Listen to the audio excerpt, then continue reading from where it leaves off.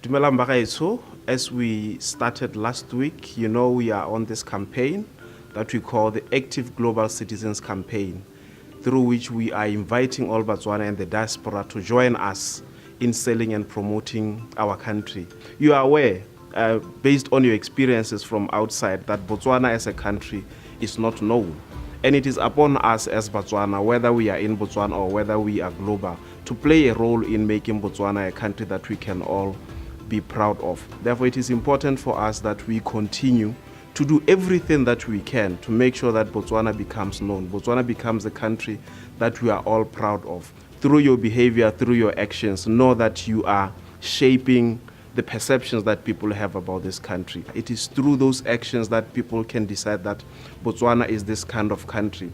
So over and above just calling you to be part of this campaign, we want to challenge you to start thinking deeply about the kind of character that you display out there. What is it that you are doing? How do you think people perceive you? And overall, let us remember that we are Botswana and people are going to judge us looking at the characters that we display. Thank you.